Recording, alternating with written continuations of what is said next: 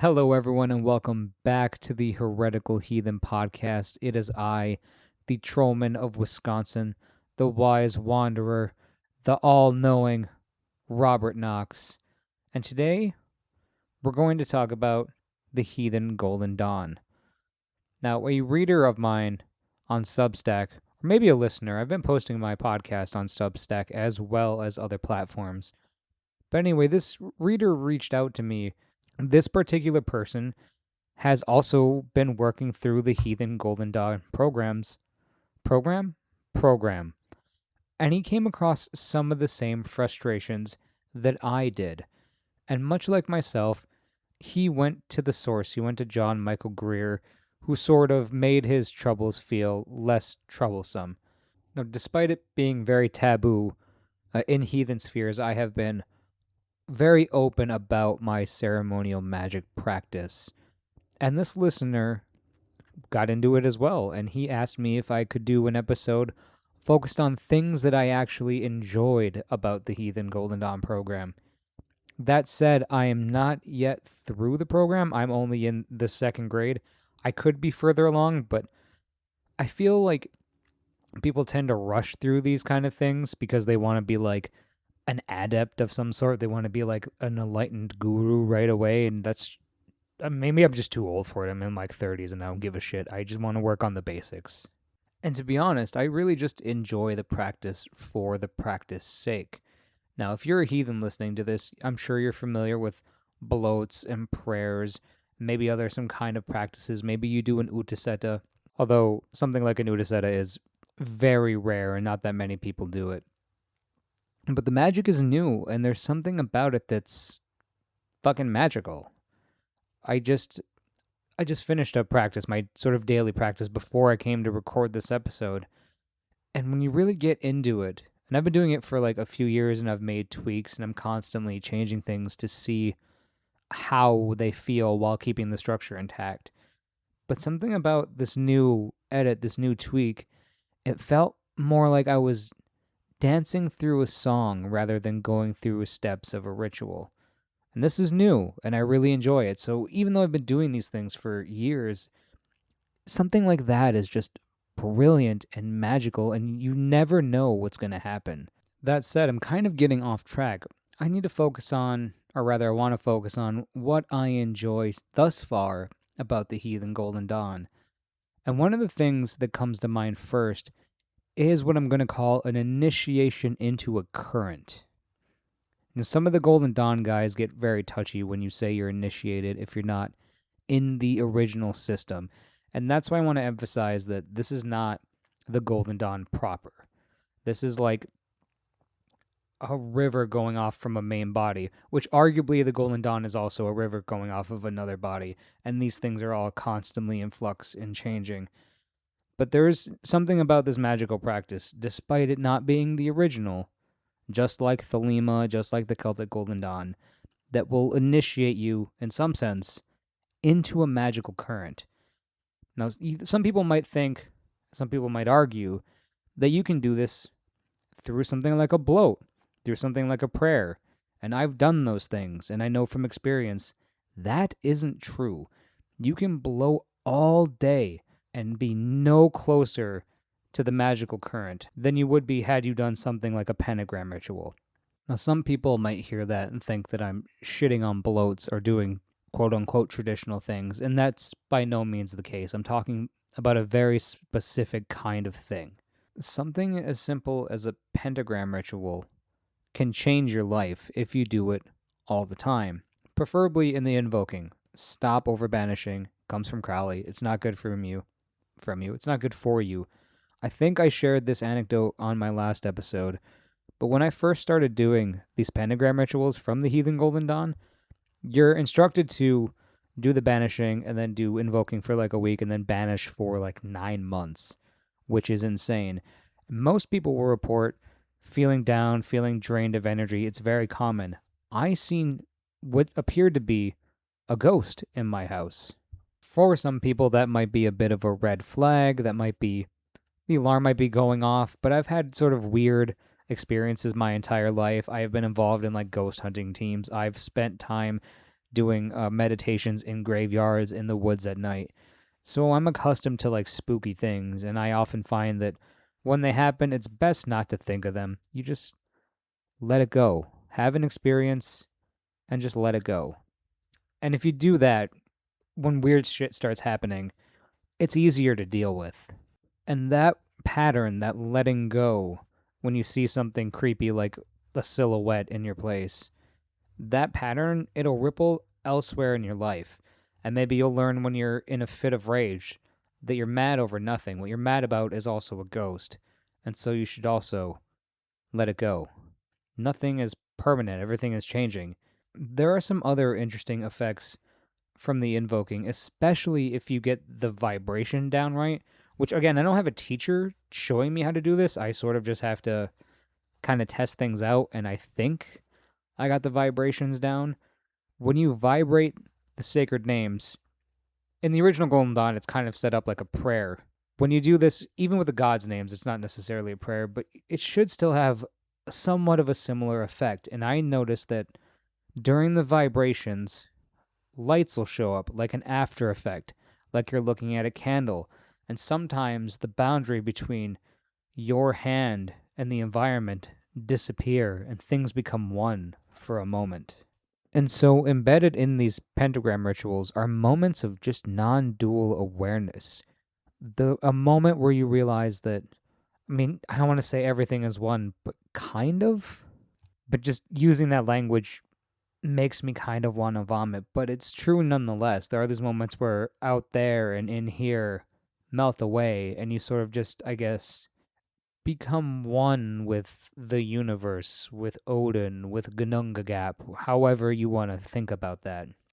There's another additional benefit to going through these practices, and that benefit is they train your concentration. Now, throughout our day, we're kind of scattered. Our awareness is everywhere. We're doing a bunch of things. We're scrolling while we're working, not really paying attention to the things that are around us. These practices will force you to stop, to focus. And sure, there's a lot going on and you have to imagine a lot of things. And so they're training your imagination as well, the imaginal faculty. In the ancient world, it wasn't thought of as imagination, like something you made up. It was a sense, like seeing. And so by doing these pentagram rituals every day, you're training that, and you're taking a moment to kind of slow things down and to concentrate and to practice that concentration, that single pointed awareness. Now, the Heathen Golden Dawn gives you the pentagram ritual and the middle pillar straight out at the gate, which isn't common in the original order. But like the pentagram ritual, the middle pillar will train your awareness. More importantly, it'll train you how to move your awareness through your body. You start at the top, you move to your throat, then to your heart center, then to your groin, then to your feet. And it's training you to be able to not only circulate the light and do the energetic stuff, sure, that's cool, but in a more practical level, you're able to move your awareness through your body. Now, if you do this long enough, you'll be able to move it in other parts of your body. Maybe you'll notice while you're sitting or while you're standing, there's tension in like your left shoulder. And you wouldn't have noticed that before, but because you've been practicing moving your awareness through your body, you can become more aware of things like that. Now, I mentioned moving energy around, and yeah, you do that a lot in these programs. And after I do them, I feel almost like waves in the ocean crashing on the outside of my body. And this is a very nice and blissful feeling, almost orgasmic, to be honest. And if you keep practicing this, you can start feeling it in the environment sometimes too. Not always. It's really hard for me to do that. Maybe I'm just a neophyte and shitty. Maybe I'm just a terrible practitioner. It's very possible. But yeah, you'll be able to walk in a room and sense there's something here. Maybe I shouldn't be here. And you'll get those feelings more and more with additional practice. Oh, it completely slipped my mind, but it's worth noting that the meditation exercise will also force you to sit down and practice concentration. Now, this is something I really dislike, but I also think is good for people to learn. You're introduced into astrology through the Heathen Golden Dawn. Isaac Hill, the author, I believe is a Jyotish, a Vedic astrologer, and so you're introduced to Vedic astrology. I personally don't like astrology. I kind of hate it. My autism doesn't vibe with astrology. It's too maths like. That said, it's important to know, and it was important to our ancestors in literally every culture. Sure, we may not have direct evidence that the Germanic tribes were doing some kind of astrology, but we can conclude that if every pre Christian culture and even Christian cultures were looking at the stars and the moving bodies through the sky, then it's fair to think our ancestors were doing it as well. And so it's good to have some kind of overlay. Plus, you can see similarities between the Greeks, the Germanics, and the Hindus or the Indics, whatever word you want to use. And so these cultures were probably sharing their knowledge with each other, even though the Germanic tribes didn't write their stuff down. And though I haven't really paid that much attention to it, when Tuesday or Wednesday come around, I know it's Tiersdager and Woden's There's probably better ways to say that, but I know it's Tears Day and Woden's Day. That's something I picked up from the Heathen Golden Dawn without realizing it, without really meditating on it. And so it's installing those kind of, I guess, ideas into my head, which I really enjoy. I also know certain plants are correspond to certain planets now. I'm not great with that, but I have a modicum of understanding, more than I used to. And that's a step in the right direction. In the second grade, and this is something that I really, really like, and I'm not sure how other people will vibe with it. In the second grade, you're introduced to scrying, and you're asked to scry the runes. Now, for my listeners, you've noticed that I've been scrying the runes. Not as fast as I probably should. I've been lazy. I apologize. I'll try to be better in the future. But there's something about scrying that really works well with like my abilities. But I also think it's good for heathens because we look at the runes as if they're just symbols. They're just an alphabet, which is partially true, and they were used for magic historically, although we're using magic in a loose sense here. The use of runes as a scrying tool is opening the door.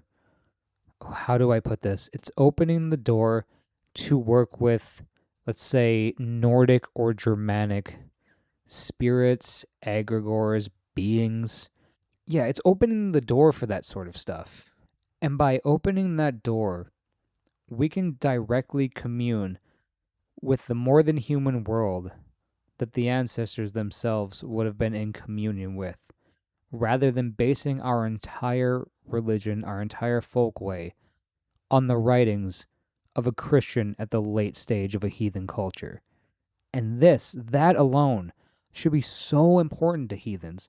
The idea that we could reorient ourselves and bring that world back now, as opposed to, quite frankly, fucking LARPing as like a Saxon or a Norseman. Like, you should be so excited that there are people out here trying to do this work. Now, this is something I really enjoy, and I think will drive other people absolutely crazy, but also kind of drives me crazy. I like that it doesn't always give explanations, because that forces me to go and look these things up, to research, to reach out to people who are part of the original Golden Dawn and ask them questions. I personally like that. From a practitioner standpoint, it's incredibly frustrating.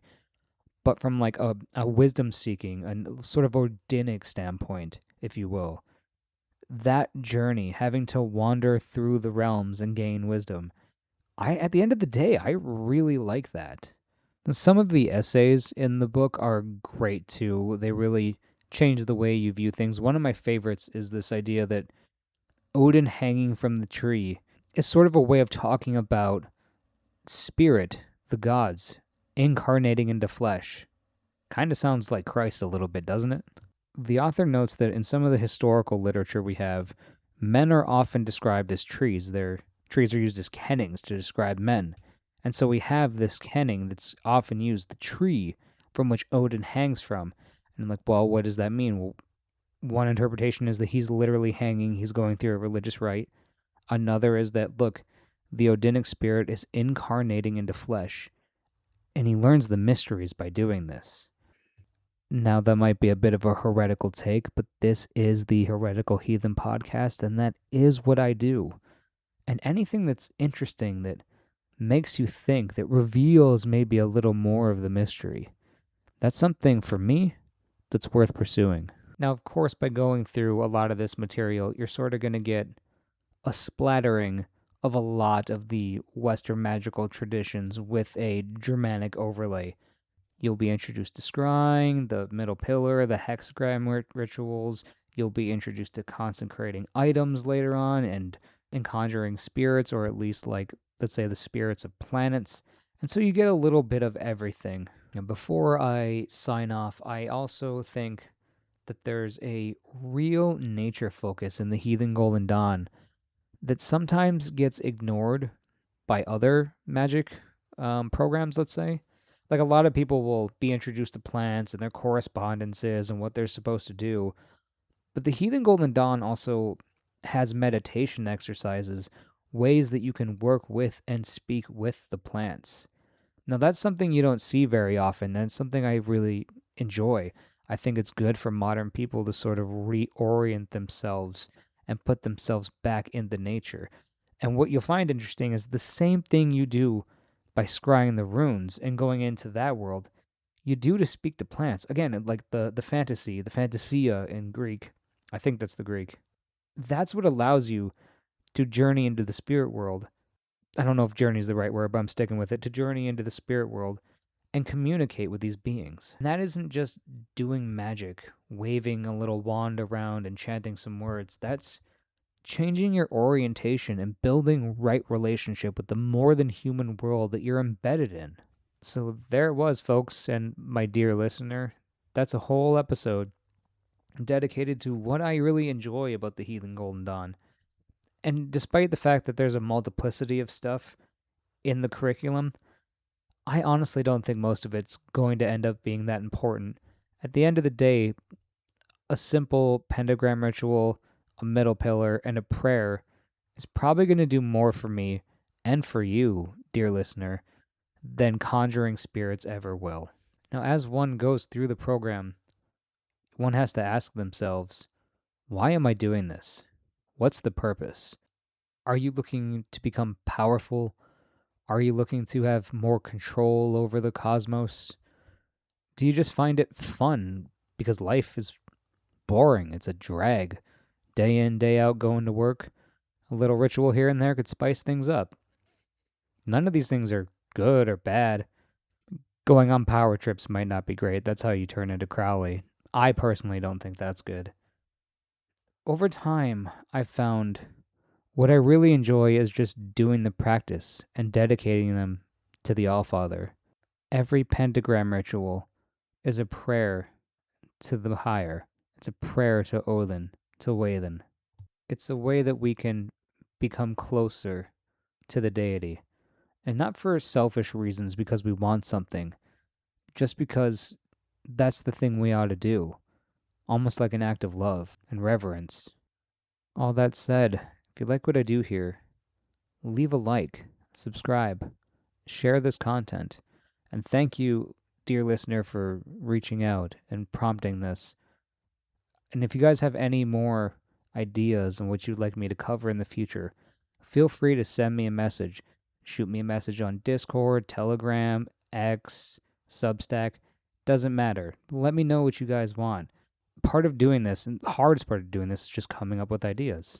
And thank you all for listening. Feels good to have people at your back. Thank you all and have a good night.